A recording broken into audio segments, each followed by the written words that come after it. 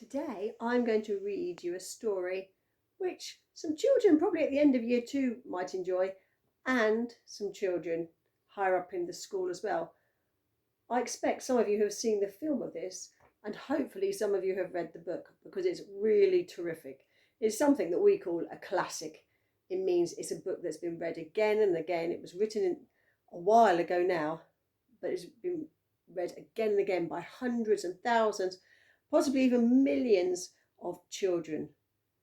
Let's have a start with The Lion, the Witch and the Wardrobe by C.S. Lewis. Once there were 4 children whose names were Peter, Susan, Edmund and Lucy. This story is about something that happened to them when they were sent away from London during the war because of the air raids. They were sent to the house of an old professor who lived in the heart of the country, 10 miles from the nearest railway station and 2 miles from the nearest post office.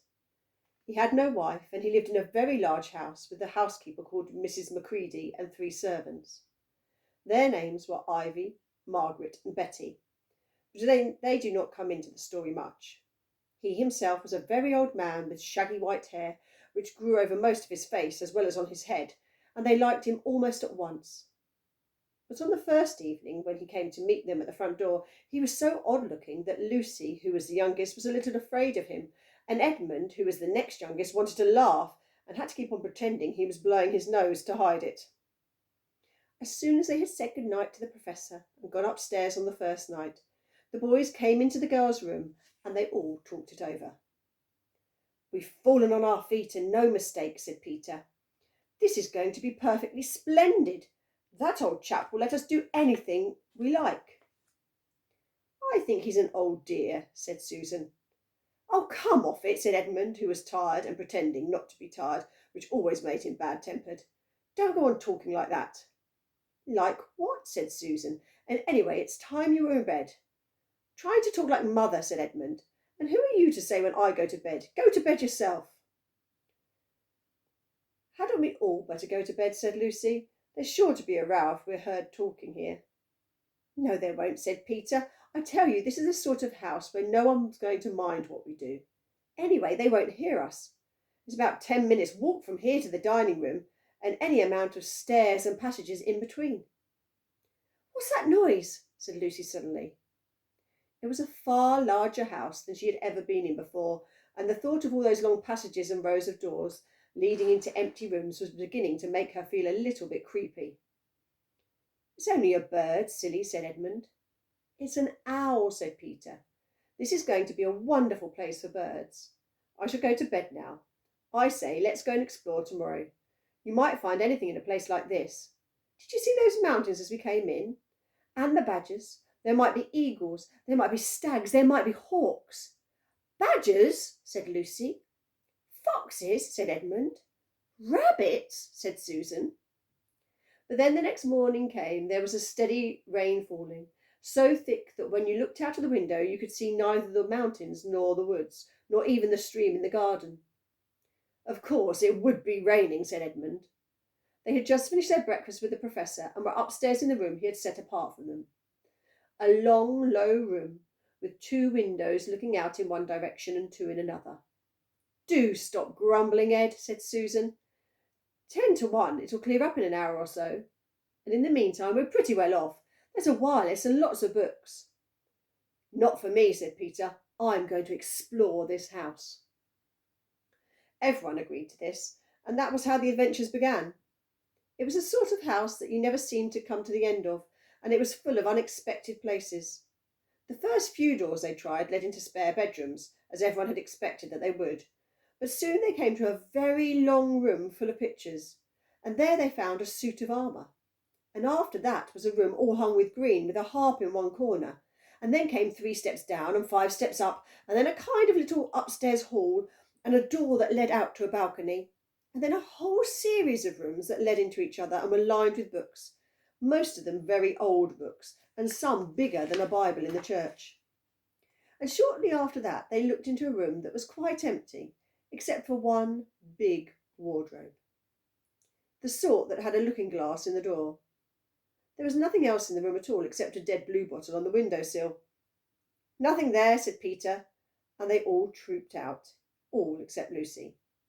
She stayed behind because she thought it was worthwhile trying the door of the wardrobe, even though she felt almost sure that it would be locked. To her surprise, it opened quite easily and 2 mothballs dropped out. Looking into the inside, she saw several coats hanging up, mostly long fur coats. There was nothing Lucy liked so much as the smell and feel of fur. She immediately stepped into the wardrobe and got in among the coats and rubbed her face against them, leaving the door open, of course, because she knew that it would be very foolish to shut oneself in a wardrobe. Soon she went further in and found that there was a second row of coats hanging up behind the first one. It was almost quite dark in there, and she kept her arms stretched out in front of her so as not to bump her face on the back of the wardrobe. She took a step further in, then 2 or 3 steps, always expecting to feel the woodwork against the tips of her fingers, but she could not feel it. This simply must be an enormous wardrobe, thought Lucy, going still further in and pushing the soft folds of the coats aside to make room for her. Then she noticed there was something crunching under her feet.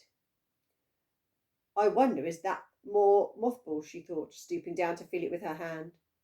But instead of feeling the hard, smooth wood of the floor of the wardrobe, she felt something soft and powdery and extremely cold.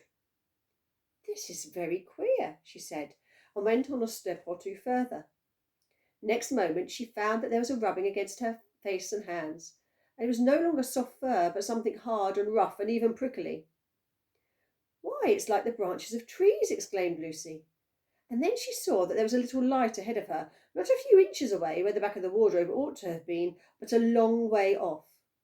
Something cold and soft was falling on her. A moment later, she found that she was standing in the middle of a wood at night time, with snow under her feet and snowflakes falling through the air.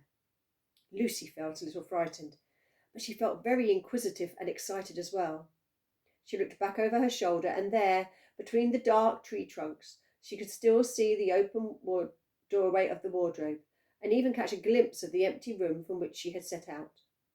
She had, of course, left the door open, for she knew it was a very silly thing to shut oneself in a wardrobe. It seemed to be still daylight there. I can always get back if something goes wrong, thought Lucy. She began to walk forwards, crunch, crunch, over the snow, and through the wood towards the other light. In about 10 minutes she reached it and found it was a lamp-post. As she stood looking at it, wondering why there was a lamp-post in the middle of a wood, and wondering what to do next, she heard a pitter-patter of feet coming towards her. And soon after that a very strange person stepped out from among the trees into the light of the lamp-post. He was only a little taller than Lucy herself, and he carried over his head an umbrella, white with snow. From the waist upwards he was like a man, but his legs were shaped like a goat's. The hair on them was glossy black, and instead of feet he had goat's hoofs. He also had a tail, but Lucy did not notice this at first, because it was neatly caught up over the arm that held the umbrella, so as to keep it from trailing in the snow. He had a red woolen muffler around his neck, and his skin was rather reddish too. He had a strange but pleasant little face, with a short pointed beard and curly hair, and out of the hair stuck 2 horns, one on each side of his forehead. One of his hands, as I have said, held the umbrella.